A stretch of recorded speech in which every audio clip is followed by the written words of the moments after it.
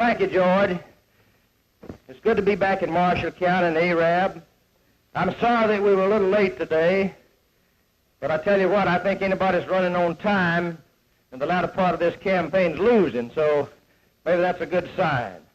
But you know, I've been here to your good town and county 3 times, and I want to thank you who are here today who supported me in the first primary, and tell you who did not support me in the first primary that I'd like to have you for me in the runoff. I don't care who you voted for in the first primary, whether you voted for Mr. Jennings, or Mr. Henderson, or Mr. Gallion, or Mr. Connor, or Mr. Folsom. You voted like you thought you ought to vote. You voted your conscience. You voted your convictions.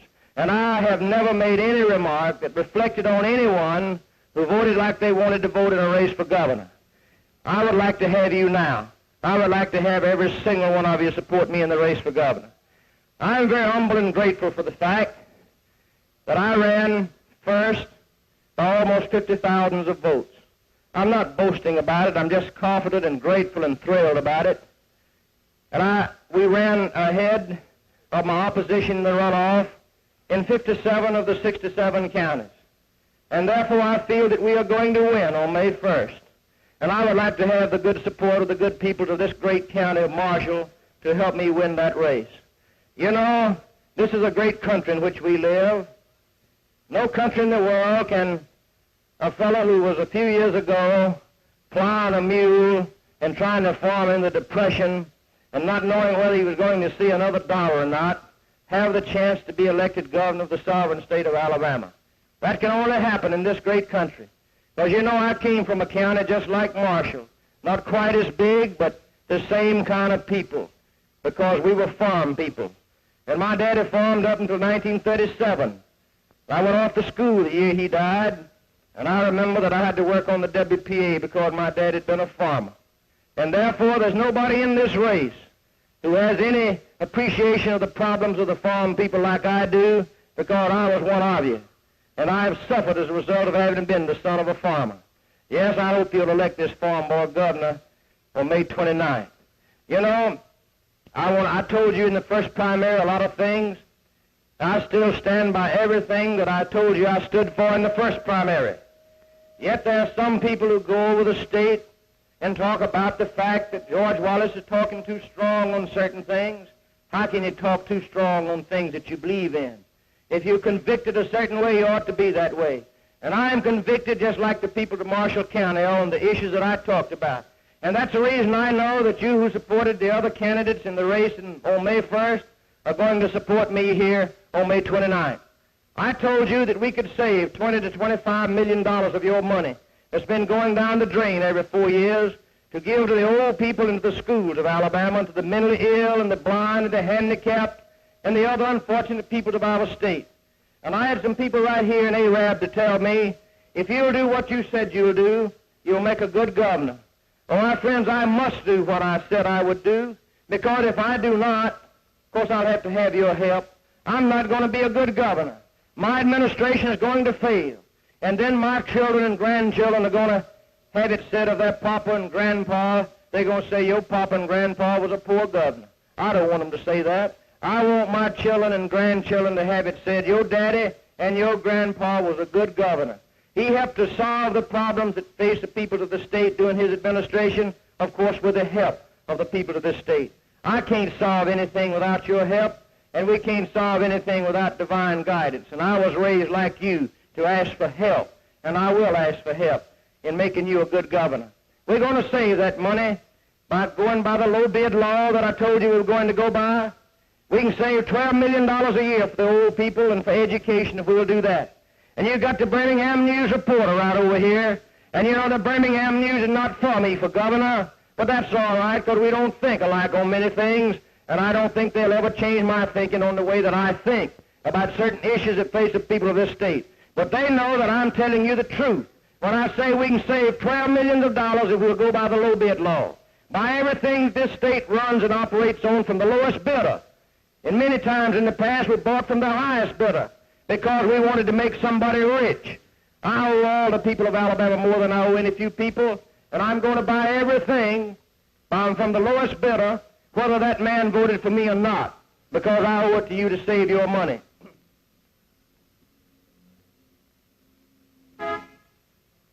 Now, for the benefit of the Birmingham News here, this is a soft drink. Ain't nothing in here but soft drink, Charlie. I don't want y'all getting any rumors started around here in the last part of this campaign. If you don't believe it, come over and taste it. I don't know where the Birmingham News would drink after me, though, because they think I'd contaminate them, you know.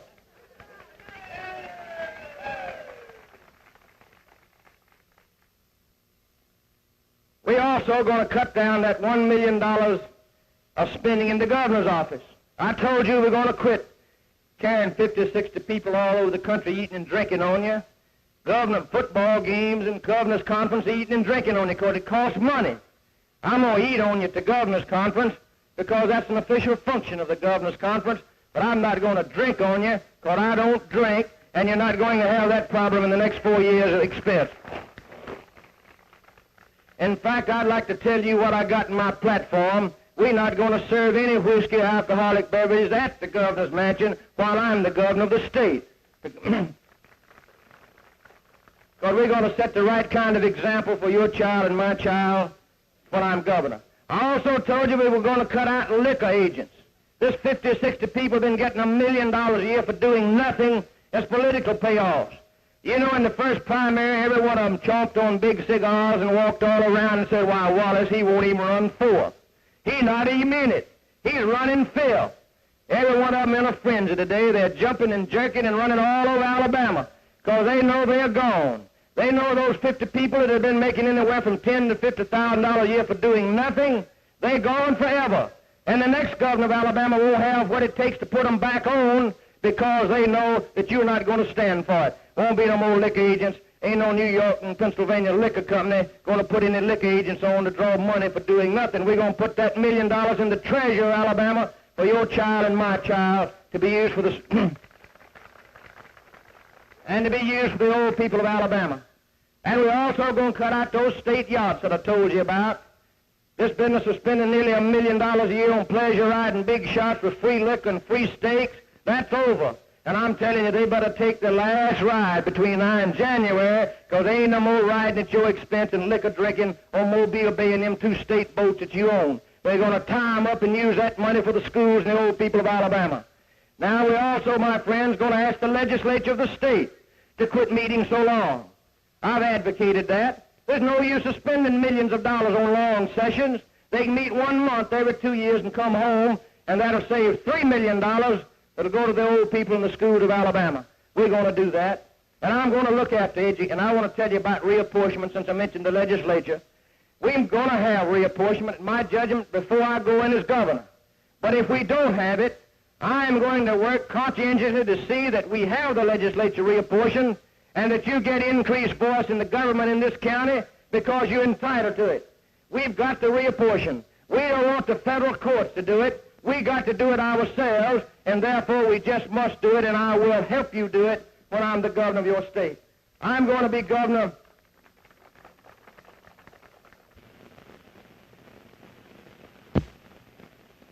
$5 million plant over in Calvert County.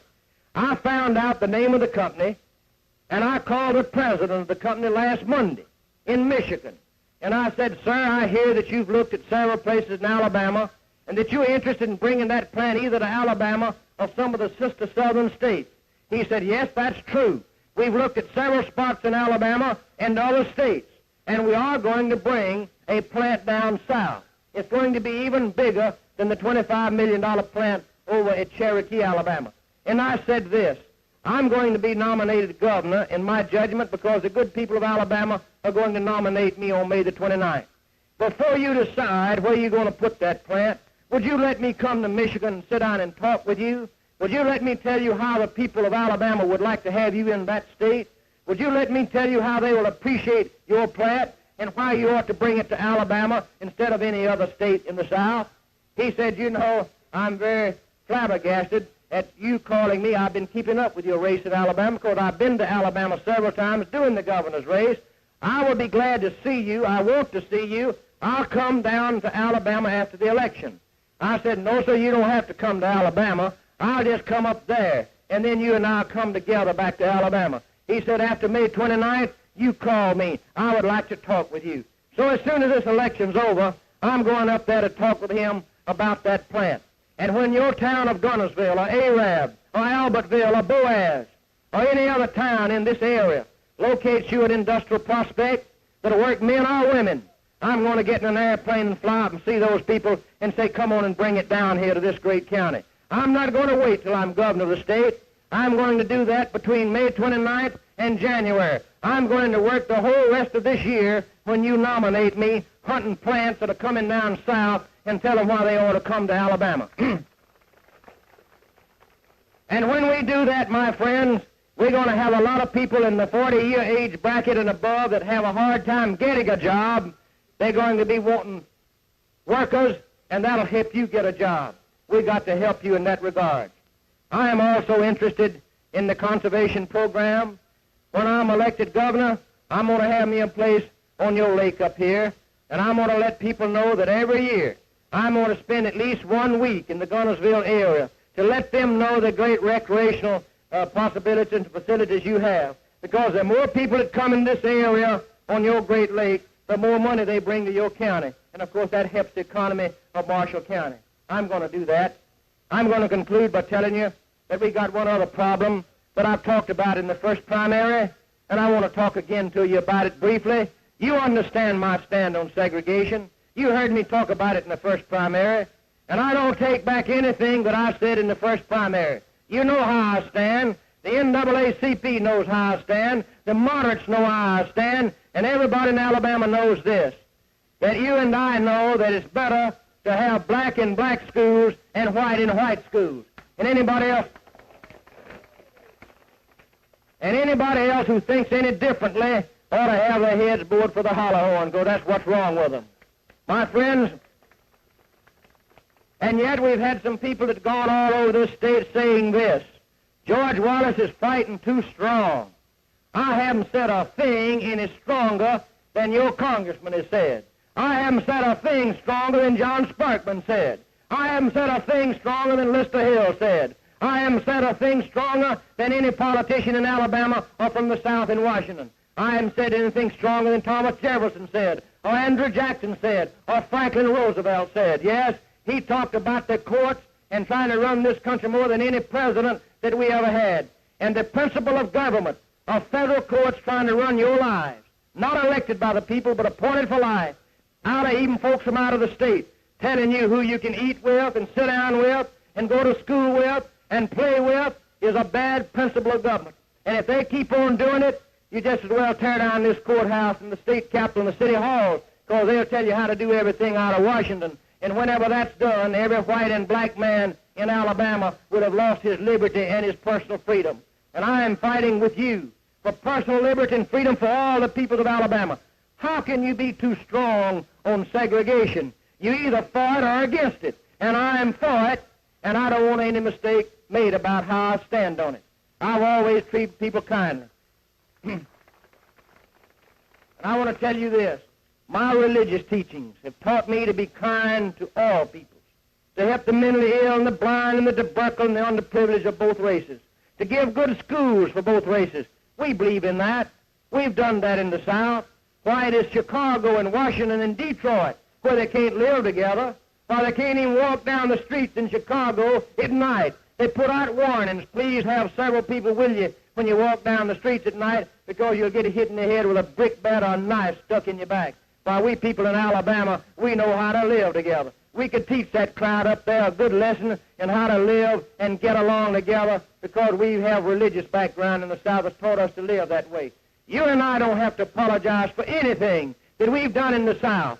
And if we've got some of the insides that our forefathers had 100 years ago, we can still keep what we want to keep if we got what it takes. And I believe that people in this mountain and in these valleys here have got some of the stuff left in them that their forefathers had 100 years ago, and that we're going to stand up for the people of Alabama and for our way of life, and we're not going to let the NAACP and the moderates and all that crowd take over and mix the school system in this state. I am just wholeheartedly against it. Listen, I want to give you this example. Yes, they've been telling it, oh, Wallace is too strong. Well, I tell you, they're telling you right about it. I'm strong about it. And I'm one of those who don't believe, I believe you can do something about it. Because there are millions of people all over this country that stand with you and I, not just the people down here. I'm going to give you two examples, two good examples. We've got Mississippi and we've got Georgia. Mississippi gained more industry in the last 5 years than any southern state except Florida. They got peace and harmony. There's no turmoil in Mississippi. They just announced the other day a $150 million new plant going to Mississippi. They just got some great big shipbuilding contracts from the government down at Pascagoula. They got peace and harmony. Why? Well, they're so...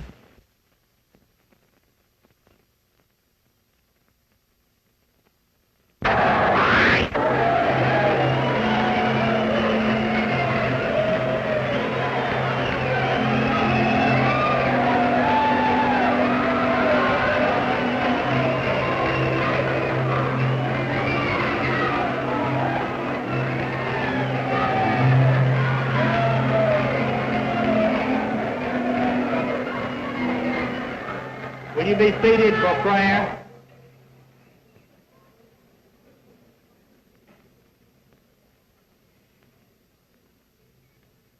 Almighty God, who has the right to rule in our hearts and to govern in our actions, we pray that Thou wilt enable us in our own lives to allow by our free will Thy righteous reign, to the end that we might be good citizens of state, of our nation, and of Thy kingdom. Amen.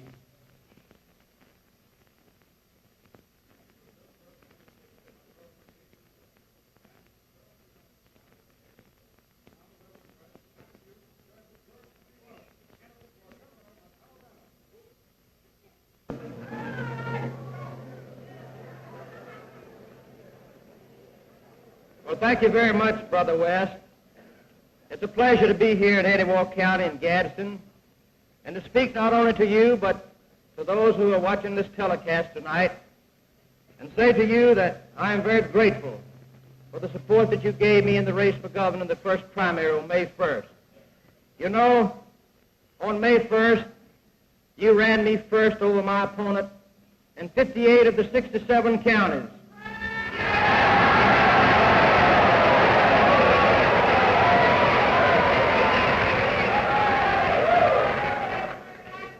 I'm very humble and grateful for that fact, yet thrilled. We're almost 50,000 votes ahead in the first primary, although reading some of the newspapers you might not know that to be the case. But I would like to...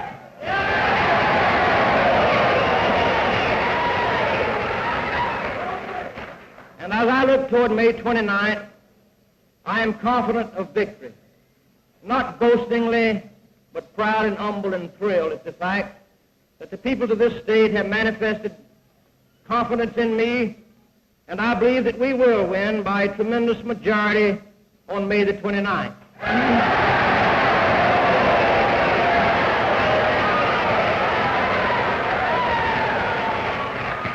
And my friends, to you who supported me, let me say that I'm very grateful to you. And if you did not support me on May 1st, if you supported Mr. Jennings, Mr. Connor, Mr. Gallion, Mr. Folsom, or Mr. Henderson, I would like to have you to support me on May 29th.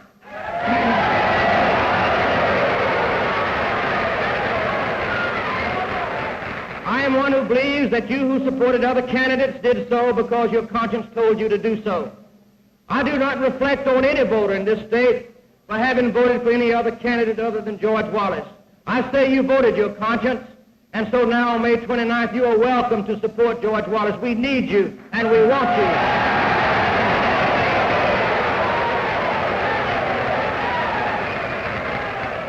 I'm going to run the same kind of campaign that we ran in the first primary. I'm going to run my own campaign, and I'm not going to mention the merits or demerits of any candidate in the race for governor. I'm going to run my own campaign. As you recall, in the first primary, I did not mention a single candidate by my name, but talked only of the program that I wanted to submit to the people of this state to see if they wanted that type of program in the next 4 years. I am running my own campaign here in this second primary. Yes, my friends, I told you in the first primary that autonomy in government was an issue. And I told you the things that we could do in order to save 20 to 25 millions of your tax money, in order that it might be used for schools and the old people of Alabama, and the mentally ill and the depressed, and all the other unfortunate people that we had charged with looking after. I told you we were going by the low bid law. I told you that we could save $12 million every single year of the next 4 years by strictly complying with the low bid law in this state. Well, I know that we can do that. I think I see a Birmingham News reporter here tonight, and they know, my friends, that their own newspaper reporters have made a study of this problem, and they know that I tell the truth when I say by strictly going by the low bid law, we can save $12 million in the next 4 years, and I give you my hand that we're going to go by the low bid law, and we're going to buy everything that's used in Alabama to the lowest bidder, whether that bidder voted for George Wallace or not, because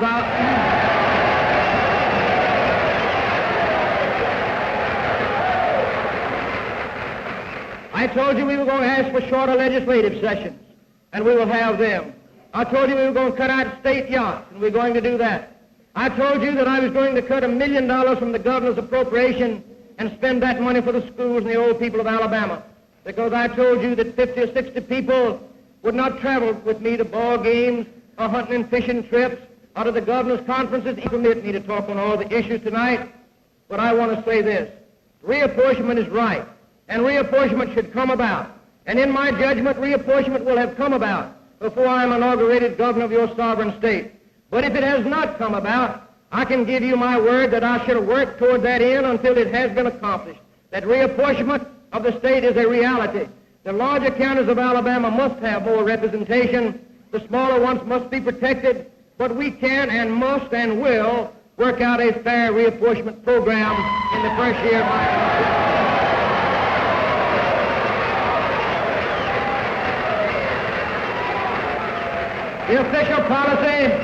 The official policy of my administration shall be additional dollars for roads in the hill country of Alabama.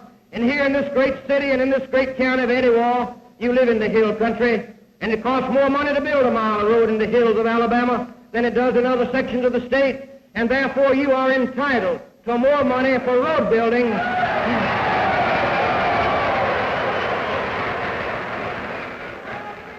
And you will get it.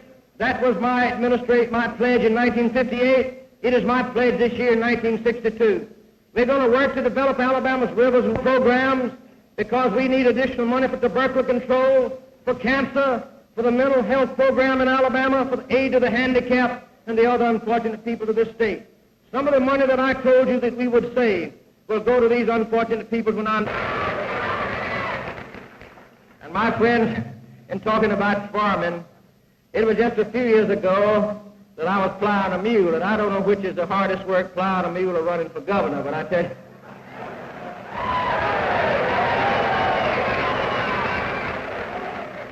When I say this is America, and this flag represents her, in no place in the world can a farm boy or a boy come from modest circumstances be elevated to the governor of his state. This is America. Anyone can do that, and I'm grateful for the fact that the people of this state are going to elevate this farm boy to the governor's office on May the 29th.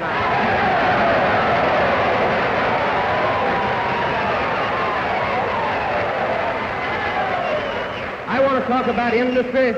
I've spoken about industry all over this state. You know, when I came back from World War II, we were talking about industrial development, but the peoples of Alabama did not have but 1% of the skilled labor in the nation. And we must overcome obstacles in order to bring industry into the South. And every man in the race for governor has told you he wants to bring you some industry. But I tell you, many years ago, if you will pardon the personal references, I began to help remove the obstacles to industrial development in this state because I sponsored a bill that built 5 additional trade schools in Alabama, modeled after the fine institution that you have here in the great city of Gadsden. Those 5 trade schools...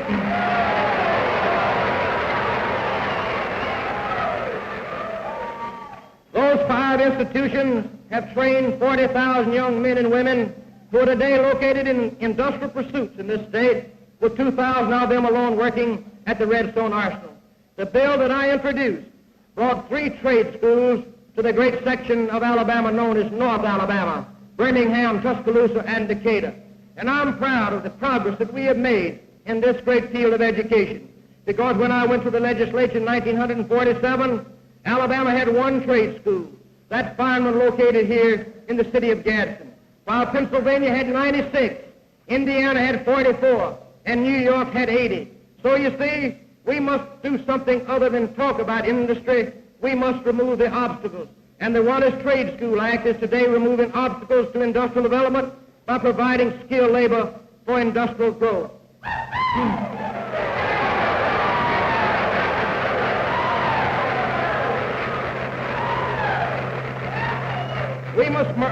We must work for more industrial development for the simple reason that we lost 130,000 Alabamians and Southerners every single year of the 30s who went north to find jobs. When World War II came about, that increased to 500,000 per year that could not find jobs in Alabama and the South. During World War II, 3 million Southerners left the South never to return. That was the reason that we lost 6 members of the House of Representatives in the apportionment of the Congress in 1950. We do not want to lose any more members of the Congress, but we have the climate and the water and the natural and the human resources that in the next 10 years when your legislature meets, if we do that which we should do, we can be gaining members of the Congress because we'll have additional industry in every city and town in Alabama. Yes.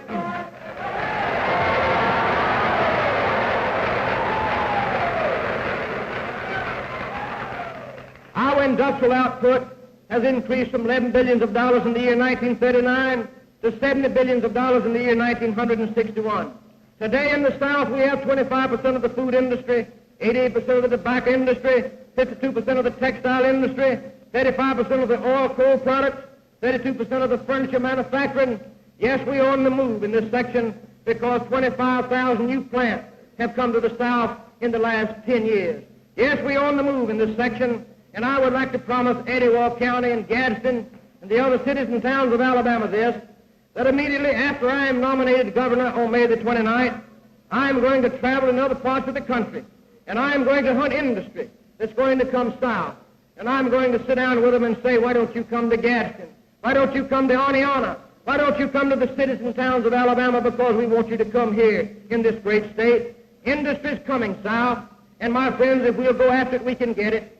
I want to especially help the depressed areas of Alabama acquire new industrial development, and I want to promise especially the great Gadsden and Etowah County area that I will spend at least 1 month after May 29th. I'm inaugurated hunting industry for other sections of Alabama, and then when I'm inaugurated, I intend to spend every single year the industry that's coming south to talk them into coming to Alabama.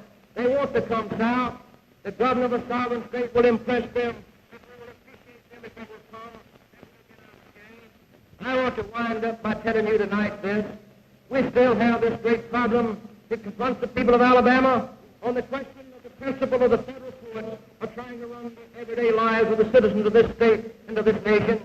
I'm not just going to go into detail tonight because I do not have time, but I want to tell you this, that I have made the same speech in this governor's race in Tuskegee, in Talladega, in Anniston, in Huntsville, in every section of Alabama. I have not made one speech in one section and another one in another because I stand for segregation of the races in public schools.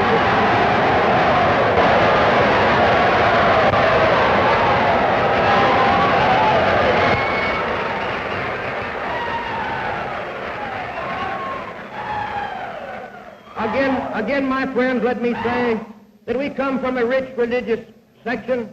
We have been sneeringly referred to as the Bible Belt, and I hope we'll always be referred to as the Bible Belt. You and I are going to treat all peoples right and kindly, as we have done over the years, but we know ourselves that segregation of the races is in the interest of black and white peoples, and therefore I want to tell you this. I meant every single thing that I said in the first primary. I meant every single thing I said about the federal courts and the principle of them running this country, which is very bad. And I meant it when I told you that I was going to work and be unalterably opposed to any race mixing in the school systems of Alabama. I want to tell you again, as I said in the first primary, I stand for white in white schools and black in black schools.